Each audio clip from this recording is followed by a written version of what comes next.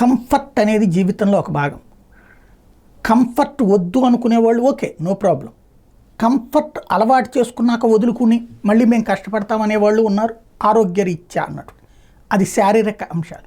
But ప్రభుత్వాలు comfort ఒకసారి అలవాటు చేశాక ఆ కంఫర్ట్ని దూరం చేయడం పబ్లిక్కి, ప్రభుత్వమే అన్కంఫర్టబుల్గా ఉండటం అన్నటువంటిది ప్రస్తుతం వరదల విషయంలో కనబడింది.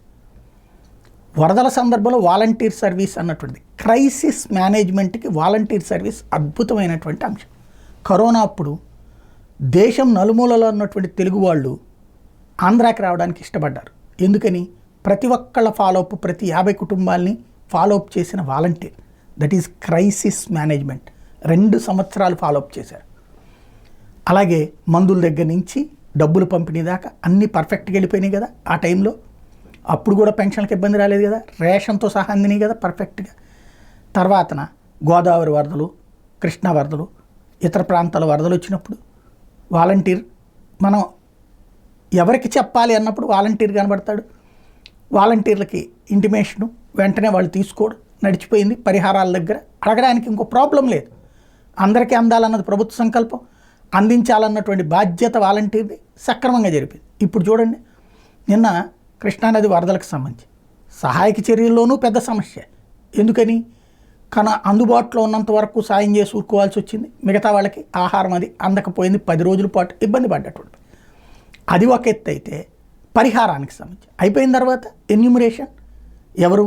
రెవెన్యూ, మున్సిపాలిటీ, వీళ్ళందరూ వాళ్ళ ఒళ్ళు ఎంతవరకు వంగుతుంది అనడానికి సాక్ష్యం తాజాగా ఏకంగా చంద్రబాబు గారు రివ్యూ చేస్తేనే 22,185 మంది అకౌంట్లలో డబ్బులు పడలేదు అన్నటువంటి తేలింది. అదే ఇదివరకు వాలంటీర్ ఉన్నప్పుడు పర్ఫెక్ట్గా టైంకి మొత్తం ఎన్యూమరేషన్ జరిగిపోయేది.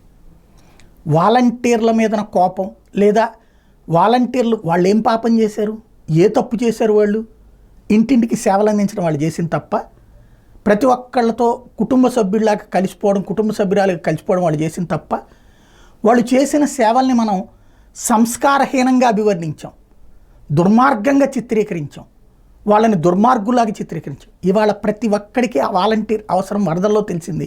ఇప్పుడు పరిహారం సందర్భంగా ప్రభుత్వం అన్నా తెలుసుకోవాలి. అదేమంటే పెన్షన్ ఇచ్చేసాం, పెన్షన్ ఒక్కటి కాదు వాలంటీర్ ఇచ్చింది, ప్రతి ప్రభుత్వ సేవ ఇంటికి చేర్చింది. ఇవాళ అట్లాంటి సేవలని మనం దూరం చేస్తున్నాం. దీంట్లో పక్షపాతం అనేటటువంటి ఒక పక్షవాతం నడుస్తుంది. ఇది ప్రమాదకరం. కాబట్టి నిష్పక్షపాతంగా చేయడం అనేటటువంటిది థర్డ్ పర్సన్ సిస్టమ్. ఇది అప్పుడు ఇబ్బంది ఉండదు. రేపు పొద్దున పెన్షన్లు కొంతమంది తీసేస్తామంటున్నారు. అప్పుడు ఏమవుతుంది? దాంట్లో సమాధానం ఏమవుతుంది? ఇప్పుడు వాలంటీర్ అనేటటువంటి వ్యక్తి ద్వారా చేయించేటటువంటి పనిని పక్కన పెట్టడం ద్వారా జరుగుతున్న లోపాన్ని ఎప్పటికైనా ఆలోచించుకోవాలి.